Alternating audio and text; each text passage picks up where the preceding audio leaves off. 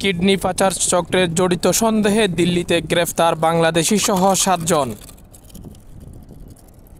দিল্লির অপরাধ দমন শাখার কর্মকর্তারা রাজস্থান পুলিশের কাছ থেকে পাওয়া তথ্যের উপর ভিত্তি করে এই অভিযান চালান। আন্তর্জাতিক কিডনি পাচারের তদন্ত করতে গিয়ে একটা বড়সড় চক্রের হদিশ পেয়েছে দিল্লির পুলিশ। আন্তর্জাতিক কিডনি পাচার চক্রের সঙ্গে জড়িত থাকার অভিযোগে বাংলাদেশি নাগরিক এক ভারতীয় চিকিৎসক তার সহযোগী সহ মোট 7 জনকে গ্রেফতার করেছে দিল্লির অপরাধ দমন শাখার পুলিশ। গ্রেফতারকৃতদের মধ্যে 3 জন বাংলাদেশের বলে পুলিশ জানিয়েছে। ধৃত চিকিৎসক বিজয়া রাজা কুমারী দিল্লির 2টি বেসরকারি হাসপাতালের সঙ্গে যুক্ত রয়েছেন। দিল্লির অ্যান্টি ক্রাইম ব্রাঞ্চের ডিসিপি অমিত গোয়েল সংবাদ সংস্থা ANI-কে বলেছেন, অপরাধ দমন শাখা একটি আন্তর্জাতিক চক্রের সন্ধান পেয়েছে যারা বেআইনিভাবে অঙ্গ পাচারের সঙ্গে জড়িত। এই চক্রের শীর্ষে রয়েছে বাংলাদেশি একজন নাগরিক যার নাম রাসেল। তদন্ত করে আমরা জানতে পেরেছি এই ঘটনায় রোগী এবং দাতা 2 বাংলাদেশি নাগরিক। রাসেল নামক ওই অঙ্গ পাচার চক্রের মাধ্যমে রোগী এবং অঙ্গদাতা দুজনেই জোগাড় করত।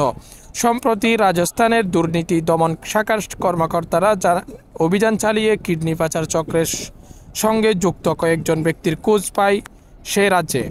আন্তর্জাতিক কিডনি পাচার চক্রের সঙ্গে জড়িত ওই ব্যক্তিরা জাল নথি তৈরি করত, যার ভিত্তিতে ভারতের হাসপাতালে বাংলাদেশ থেকে আসা রোগীদের বেআইনিভাবে অঙ্গ প্রতিস্থাপন করা হতো।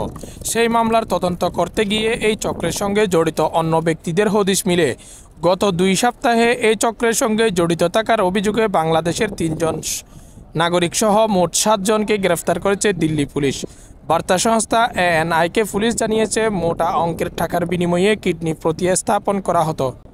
রোগীর পরিবারের কাছ থেকে 25 থেকে 30 লক্ষ টাকা চাওয়া হতো। 2019 সাল থেকে সক্রিয় ছিল এই চক্র।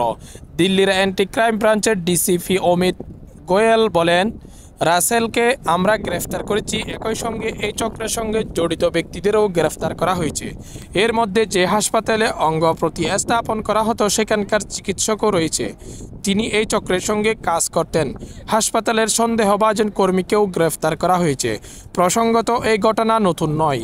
এর আগেও একই রকম কিডনি পাচার চক্র যার সঙ্গে বাংলাদেশের যোগ রয়েছে তার হদিশ পাওয়া গিয়েছিল। চিকিৎসকের ভূমিকা নিয়ে পুলিশ যা বলছে, দিল্লি পুলিশ জানিয়েছে, বিজয়া রাজা কুমারী নামে যে চিকিৎসককে গ্রেফতার করা হয়েছে তিনি এই চক্রের সঙ্গে গত কয়েক বছর ধরে যুক্ত ছিলেন বলে তদন্তে জানা গিয়েছে।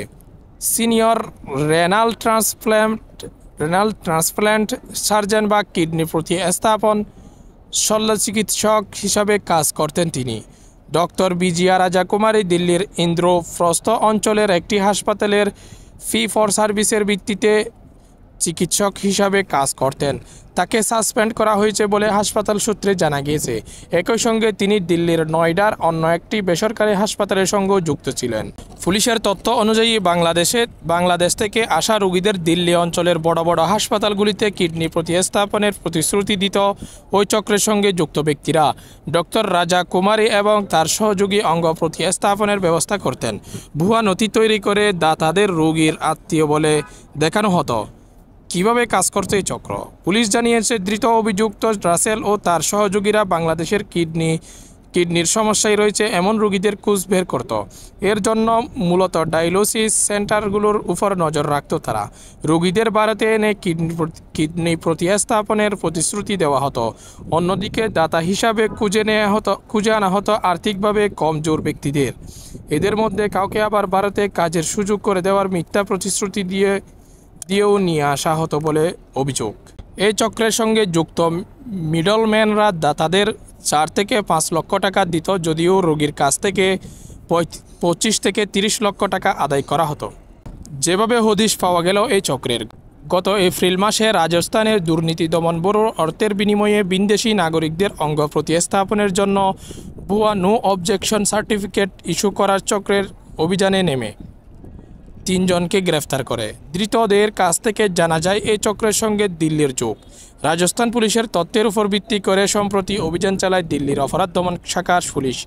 চক্রের প্রধান রাসেলকে গ্রেফতার করার পর পুলিশই জেরায় সে তার এক সহযোগীর নাম ফাঁস করে। মোহাম্মদ শারিক নামে তার ওই সহযোগী উত্তরপ্রদেশের বাসিন্দা বলে পুলিশ জানিয়েছে। জেরা করে জানা গিয়েছে তার কাজ ছিল ডক্টর রাজা কুমারীর কাছ থেকে প্রতিস্থাপনের জন্য অ্যাপয়েন্টমেন্ট নেওয়া, অস্ত্র পাচারের আগে যে সমস্ত পরীক্ষা নিরীক্ষা করা হয় তার ব্যবস্থা করা। অন্যদিকে ডক্টর রাজকুমারের সহযোগী ব্যবস্থা করত দাতার ভুয়া নথিপত্র তৈরি, দাতাদের দেখানো হতো রোগীর আত্মীয় হিসাবে। মোহাম্মদ শারিক ও রাসেলের কাছ থেকে তথ্য পেয়ে পরে ওই চিকিৎসক এবং তার সহযোগীকে গ্রেফতার করা হয়।